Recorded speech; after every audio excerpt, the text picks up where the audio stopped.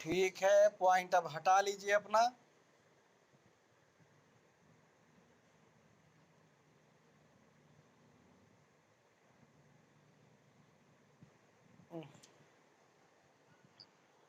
चलिए देखिए यहाँ पे आपका ये ड्यू टू, ध्यान से सुनिएगा यहाँ से।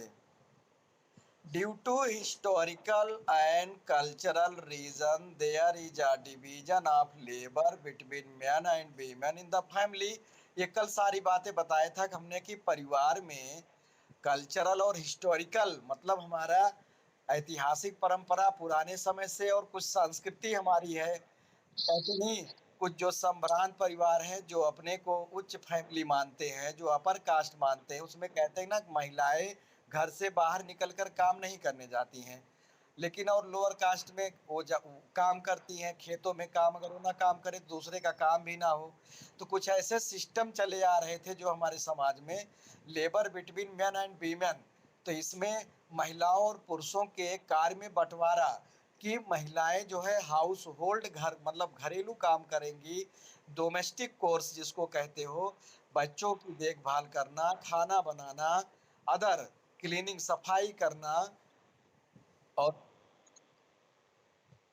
अरे बेटा, डोमेस्टिक कोर्स मतलब हाउस होल्ड वर्क, अभी तो बता रहा हूँ वही सब। डोमेस्टिक कोर्स मतलब क्या हो गया, घरेलू वर्क, हाउस होल्ड वर्क। और जो पेरेंट्स है, मेल पर्सन है, वो बाहर जाके काम करके पैसा लाएंगे, अदर खेतों में या फैक्ट्री में, या और मतलब वो बाहर निकलेंगे कमाने के लिए, और उन्हीं का इनकम जो है माना जाएगा कि वो इनकम लेके आ रहे हो, और उन्हीं का इनकम हमारी जीडीपी में जोड़ी जाएगी। जो फीमेल वर्कर हैं, जो घर में काम कर रहे हैं, वो एक तरह से विदाउट इनकम, विदाउट पेड है उनका काम। उनके वर्क को नहीं जोड़ा जाता कि उनका भी पैसा मतलब अर्निंग हो रही कि नहीं हो रही है, वो हम पैसिव मानते हैं। जबकि उतना ही वर्क वो भी कर रहे हैं भी, वही बाहर कोई आप रखिए नौकर नौकरानी काम करने के लिए, तो आपको पैसा देना पड़ेगा। तो वही बात हो गई। लेकिन जैसे यहाँ पे चिल्ड्रन शकल और विलास की बात हो रही थी, तो विलास के पापा जो है, किसके, विलास नौकरी कर रहा था, शकल जल्दी बताइए। शकल्स, शकल्स का पापा, शकल, शकल की मम्मी हाउस होल्ड है, घर में काम कर रही हैं, शकल के पापा बाहर से इनकम ला रहे हैं। लेकिन विलास जो है, उसकी मम्मी, पापा है नहीं, मम्मी जो है जीविका चला रही, मछली बेचने बाजार में जा रही, तो उनकी इनकम जो है एम्प्लॉयमेंट के रूप में जोड़ी जाएगी, उनकी इनकम वो जीडीपी में जोड़ी जाएगी। Sheela is not paid for the service, मतलब कौन, शकल की मम्मी जो है, उनका paid for the services delivered for upraising of the family, भूता earns money which he spent on rearing his family। जो बूता पैसा कमा रहा है, वो अपना पैसा परिवार के पालन पोषण पर खर्च कर रहा है। उसकी मम्मी जो काम कर रही हैं, वो एक सर्विस के रूप में उसको नहीं माना जाएगा। वो अपराइजिंग ऑफ द फैमिली मतलब परिवार को देख रेख के लिए, जान लीजिए है परिवार, घर का काम कर रही हैं। तो घर के काम में हम महिलाओं के काम को नहीं तवज्जो देते, इसीलिए नहीं जोड़ते हैं। अरे तो कहते नहीं काम, अरे क्या तुम्हारा तो काम ही है चौका बर्तन करना भाई। और जो बाहर से ला रहा बड़े शान से, अरे देखो कितनी सेवा उसकी होती है। जॉब करके जब आता है तो लोग उसको पानी धानी देने तुरंत पहुंचते हैं कि नहीं पहुंचते हैं। जबकि काम का इम्पोर्टेंस है भाई। महिलाएं घर में काम करें तो काम नहीं है। खाना बनाना अगर वही ना हो कोई, तो आदमी आए बाहर से, फिर खाना बनाए, फिर करे, तब देखिए कितना वो पड़ता है। आज वही कर रहा है। लोग बाहर हैं, जॉब भी करते हैं, और आके घर में फिर अपने कमरे में खाना भी बनाते हैं, सब कुछ करते हैं अकेले। The household work done by women is not recognise in the national income. इस तरह से जो घरेलू काम महिलाओं द्वारा किया जाता है, उसको हम नेशनल इनकम के रूप में नहीं रिकॉग्नाइज करते हैं, राष्ट्रीय आय के रूप में उसको नहीं। Geeta's mother of Vilas and an income by selling fish, thus women are paid for their work when they enter the labour market, वहाँ जबकि उसकी मम्मी काम करती हैं, बाजार में मछली लेकर के जाती हैं, तो लोगों के जहाँ पुरुष काम कर रहे हैं वहाँ वो भी काम करती है, इनकम कमाती है। The earning like that of other male counterpart, मतलब जो अदर मेल उसके समकक्ष हैं, भाई मछुआरे जो मछली बेचने वाले अदर मेल पर्सन हैं, उसी के बराबर वो भी वर्क कर रही है, काम करती है, अर्निंग कमा रही है। चूंकि यहाँ पे क्या है, determined on the basis of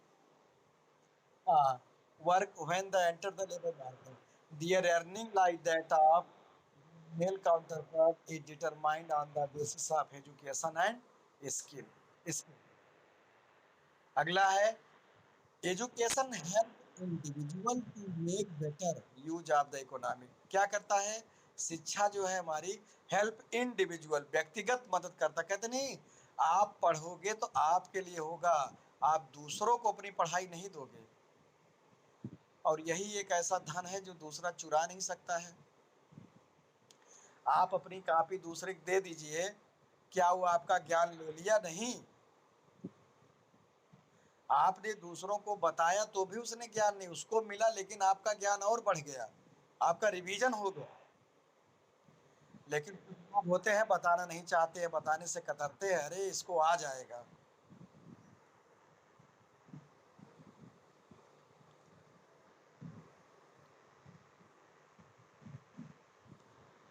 hello, बात भाई कहीं से आवाज ना आए, आप कंपटीशन करिए लेकिन हेल्प करिए, आप नकल मत करवाइए उसको, आप गलत तरीका उसको ना बताइए, लेकिन उसका सहयोग करिए, उसके आगे बढ़ने में, उसका एजुकेशन में मदद करिए, एक दूसरे की हेल्प करिए।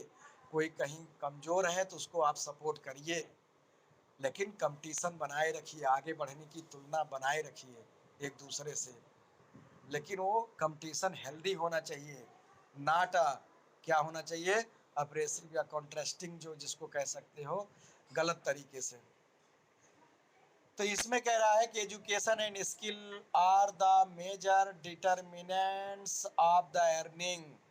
मेजर डिटर्मिनेंट्स है, निर्धारक जिसको कहते हो आप, शिक्षा और कुशलता। आज एजुकेशन के साथ साथ स्किल बहुत जरूरी है, अगर स्किल नहीं है तो एजुकेशन भी काम नहीं करता आपका। बहुत से देखिए पढ़ लिख करके केवल बेरोजगार फैक्ट्री में काम करने जाते हैं, उनको वही मजदूरों वाला काम मिलता है, और जो आज पहले से बिना पढ़ा लिखा मजदूरी कर रहा वहाँ फैक्ट्री में, आज वो सीख गया है, तुमसे ज़्यादा पैसा कमा रहा है वो। तो इसीलिए एजुकेशन को इस तरह बनाइए कि आप कम्पिटिटिव वे में बनाइए, कंपटीशन आप बीट कर सकें, अच्छे से उस चीज़ को पढ़िए, समझिए, केवल पास होने के लिए नहीं, नहीं तो फिर वही होगा भीड़। आज सबसे ज़्यादा अनएम्प्लॉयमेंट, एजुकेटेड अनएम्प्लॉयमेंट है, अशिक्षित मतलब शिक्षित बेरोजगार। आज अशिक्षित इलिटरेट अनएम्प्लॉयमेंट से ज़्यादा लिटरेट, क्योंकि सरकार की पॉलिसी ऐसी बनती जा रही, सबको पास करिए, सबको पास करिए। जब से अखिलेश मुलायम बातें आई, सेल्फ सेंटर कर दिया, ये कर दिया, सब पास होते गए। अब जब सब पास होते गए तो भैया नौकर नकल करके सबकी मेरिट बढ़ती गई, अब भीड़ बढ़ रही है।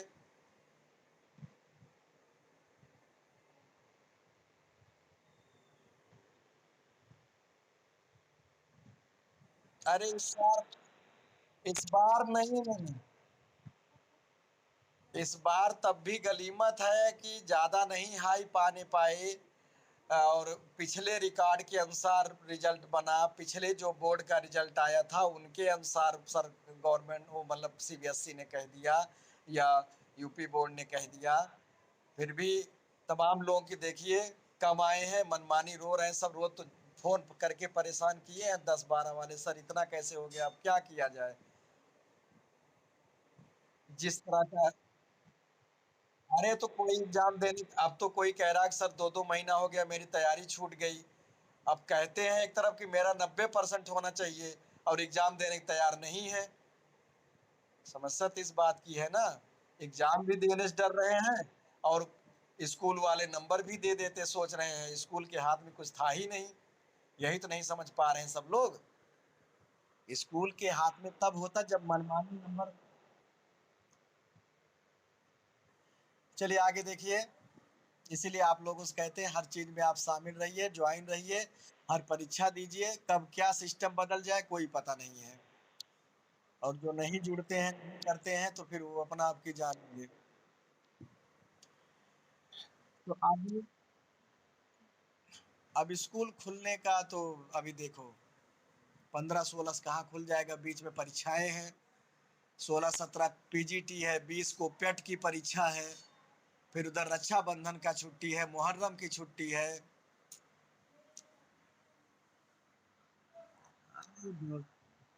व्यवस्थाएं बना रहे हैं, देखिए खुलेगा तो ठीक है, नहीं तो पढ़ते रहिए आप। A majority of women have merged education, merge मैग्री education and low skill formation. कह रहा है कि मेजॉरिटी ऑफ वीमेन मतलब महिलाओं की स्थिति, आज की बात नहीं कर रहा हूँ, पहले की थोड़ा कंडीशन है जब एजुकेशन में उनकी कम भागीदारी रहती थी और स्किल फॉर्मेशन कुशलता कम, कुशल मतलब योग्यता कम उनकी रहती थी। वीमेन आर पेड लो, और इस तरह से पुरुषों के अपेक्षा उनको कम वेतन भी मिलता था। आज भी देखिए वही काम करती फिर भी कम वेतन दिया जाता है। लेकिन अब तो पुरुषों से ज़्यादा एजुकेटेड महिलाएं हो गई हैं, ज़्यादा पास भी वही हो रही हैं। आप देखते होंगे हर साल रिजल्ट में, चाहे यूपी बोर्ड हो चाहे सीबीएसई, महिलाओं की स्थिति ज़्यादा रहती है। और हर क्षेत्र में है, अब वो आर्मी से लेकर के हर काम में, कृषि मतलब कोई ऐसा जॉब नहीं है जिसमें अब महिलाओं की संख्या ना हो। पहले आर्मी में नहीं थी, अब आर्मी में भी हैं।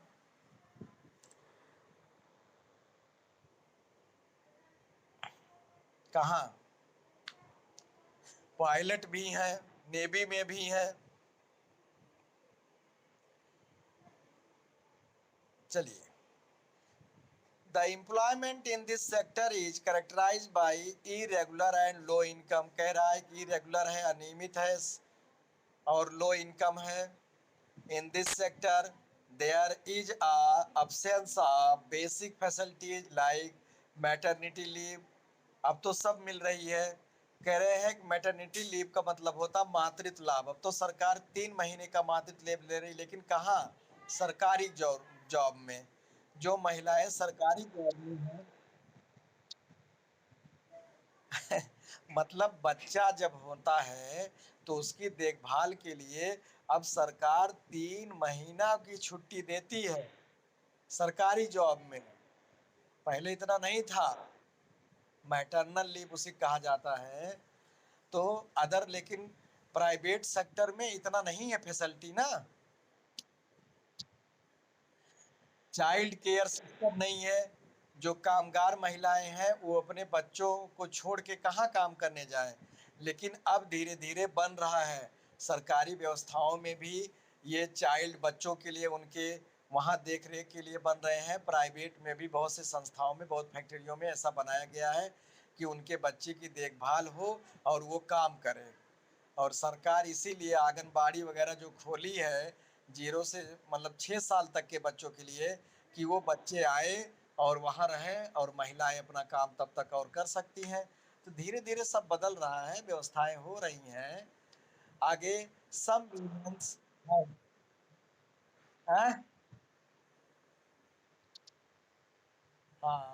teaching and medicines attract them the most. Some women have entered administrative and other services including job।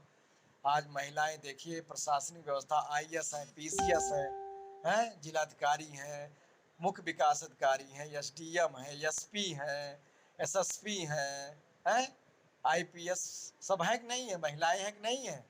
CO हैं। तो सब जगह है, पुलिस से लेकर के सब जगह है, छोटे बड़े काम में हर जगह महिलाएं कर्मचारी हैं। आप ट्रैफिक पुलिस देखिए, महिलाएं कितनी दिखती हैं आपको आजकल। Ask your sister or your classmate what she would like to take up a career। जैसे कहा नहीं जाता आप क्या बनोगे, क्या आप एम है, तो ऐसे आप अपने भाई बहन, अपने पड़ोस, अपने साथियों से पूछिए कि क्या एम है आपका। अब आ जाइए quality of population. Quality of population का मतलब क्या कह रहा है, यहाँ देखिए क्वालिटी ऑफ आ गया, मतलब गुणवत्ता पूर्वक।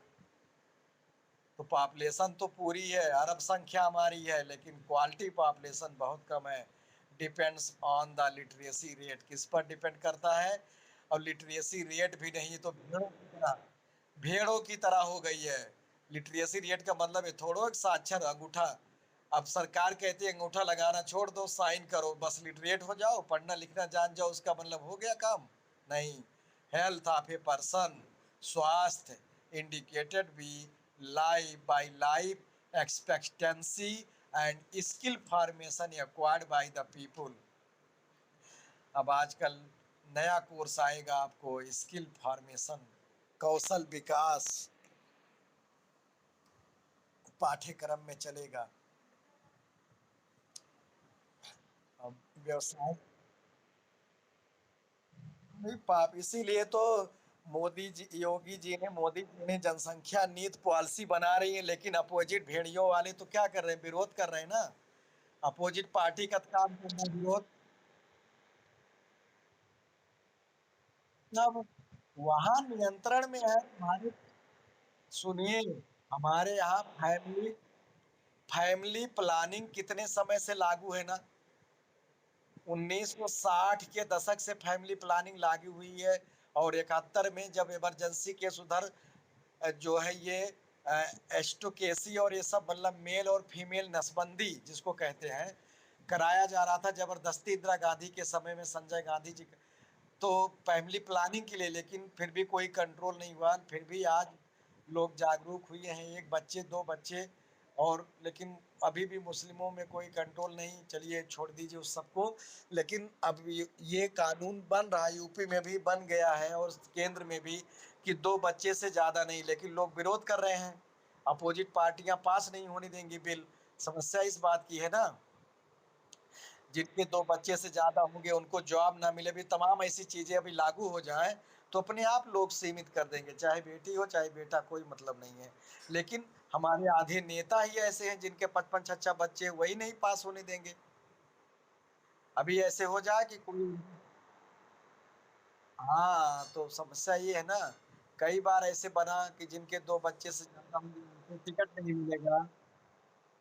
और अभी हो जाए कि जो ग्रेजुएशन से कम जो जिनकी एजुकेशन है उनको नहीं मिलेगा। तो देखिए अभी जो तमाम अनपढ़ टिकट पा जाते हैं, ग्राम प्रधान तमाम ऐसे हो जाते हैं तमाम, तो सब चीजें कार कर दी जाए तो अपने आप बढ़ जाएगा। चलिए आ जाइए आगे। The quality of the population ultimately decide the growth rate of the country. क्या करता है, quality of population ultimately decide the growth rate, देश की ग्रोथ रेट को जो है वो डिसाइड करता है। अगर क्वालिटी पॉपुलेशन है तो अपने आप देश की इनकम बढ़ेगी, जीडीपी बढ़ेगी। स्किल लोग होंगे तो जॉब अपने आप क्रिएट कर लेंगे। कितने सरकार जॉब देगी भाई, इसलिए तो कहती है खुद जॉब करिए, सेल्फ एम्प्लॉयमेंट होइए, सरकार कर्ज देने को तैयार है, लोन देती है आपको, आप अपना जॉब करिए, कुछ सीखिए और अपना दुकान खोल लीजिए। लेकिन लोग, अरे भाई क्यों, हम लोग कहते रहे मैं बीए पढ़ लिया तो मैं मिस्त्री बनूंगा, मोटरसाइकिल बनाऊंगा, मैं फ्रिज बनाऊंगा, मैं पंखा बनाऊंगा। आज सबसे बड़ी समस्या तो ये भी ईगो की बात है। अब जो नहीं पढ़े लिखे रहते उनके अंदर कोई ईगो नहीं है, वो जुट जाते हैं और कमाते हैं बढ़िया। और पढ़ लिख करके भी हो तो कहते हैं हम पकौड़ा छानेंगे।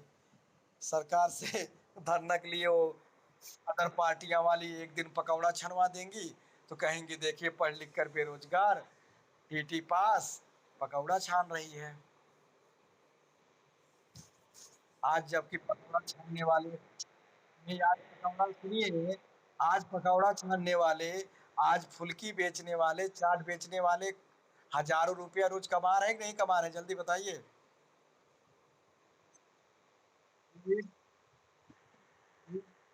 एक ठेला जो लगाया है फुल्की केवल बेचता है, 500 रुपया कम से कम इनकम, केवल इनकम अपनी बचत कर लेता है। और कितना 4 घंटा घूम दिया उधर उधर गली में, एक जगह फिक्स हो गया। लेकिन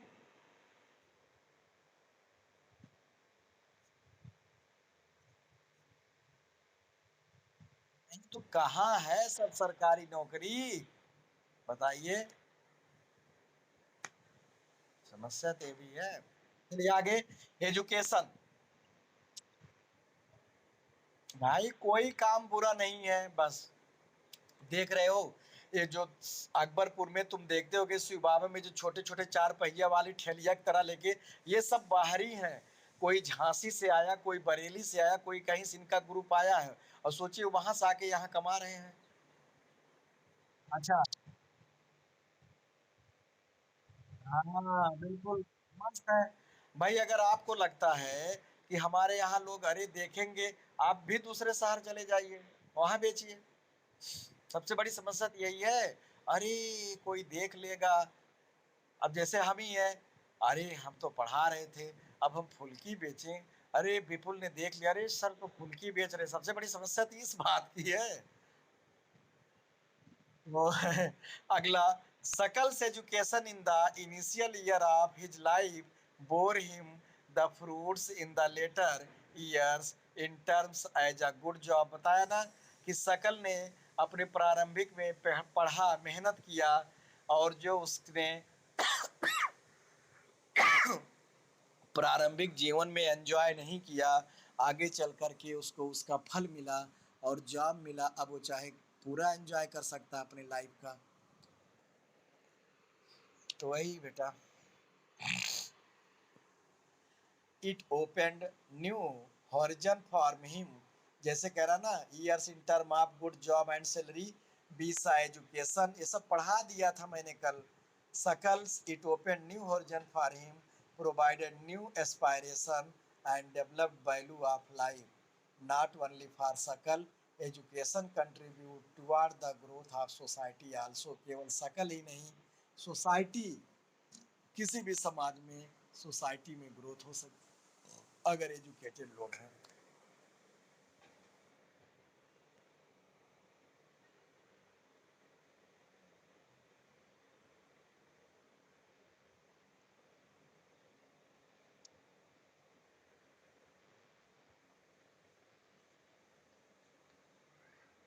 अब यहाँ पे कह रहा है, ध्यान दीजिएगा, national income, cultural richness and increase in efficiency of governance.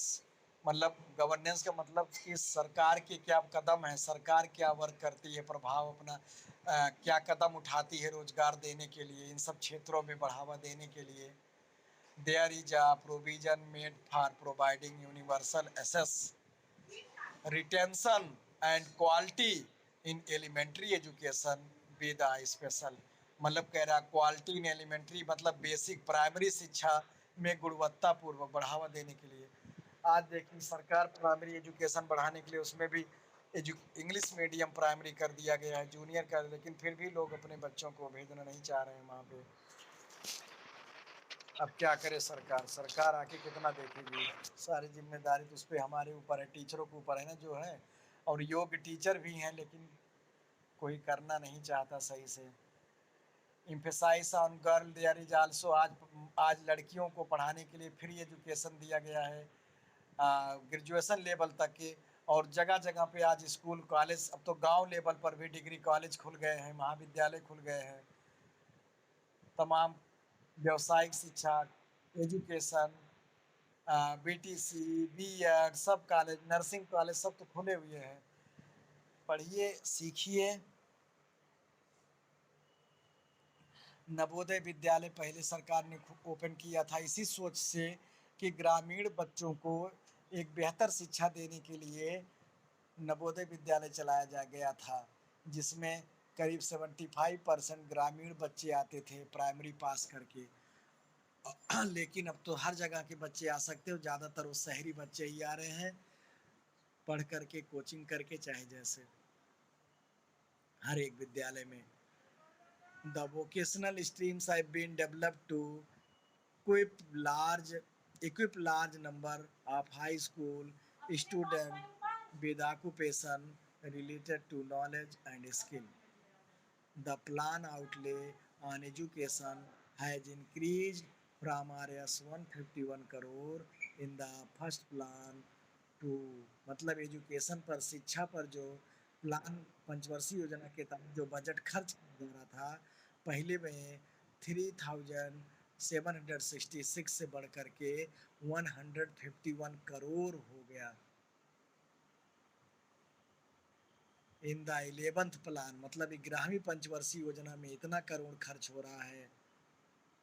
The expenditure on education आज एजुकेशन पर जो खर्च हो रहे हैं percentage of GDP rose from 0.64 in 1951-52 to 3% in 2015। वो जो हमारे घरेलू सकल उत्पाद का 3% हम लोग एजुकेशन पर खर्च कर रहे हैं and has remained stagnant around 3% from past few years. The budgetary estimate as stated in the budget आगे उधर हमने पढ़ दिया था उस पेज वाला ये और यहाँ पे कुछ है डिस्कस पैटर्न पे करिए डिस्कस करिए स्टडी द ग्राफ के पढ़ करके और इनके क्वेश्चन को आप दीजिए। है the literacy rate of the population increase since 1951 क्या साक्षरता दर जो बढ़ा है 1951 से तो आप ग्राफ देखो और उनके आंसर देने का प्रयास करिए। ये 6 क्वेश्चन है ये भी आप लिखिएगा फेयर में।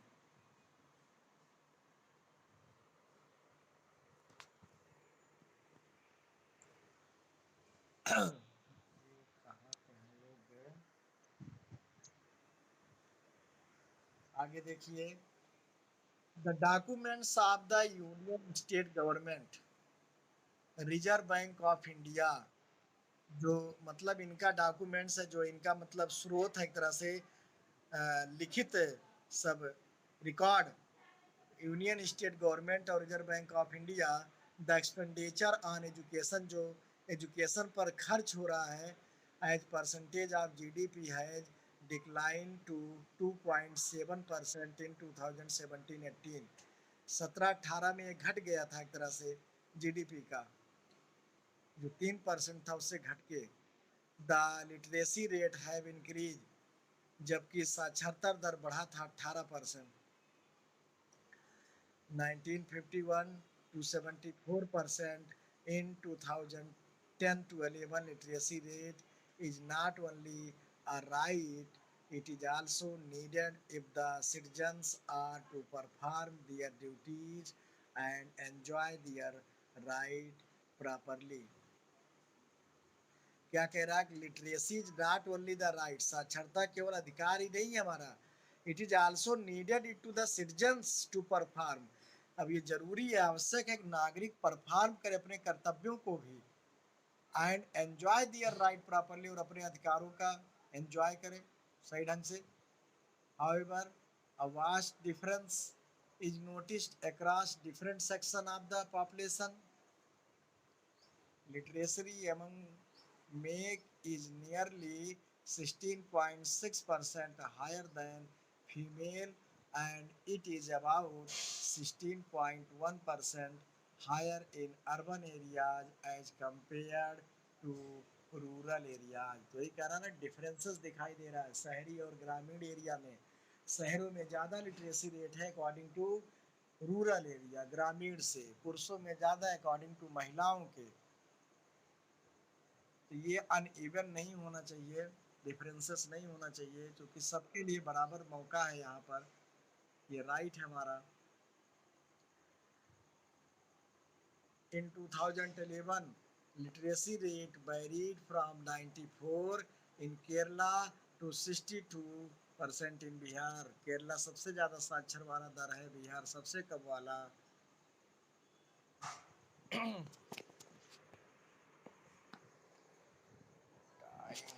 हो बेटा टाइम आपका हो गया तो आज की क्लास केवल इतना ही। अगला पैराग्राफ नेक्स्ट टाइम से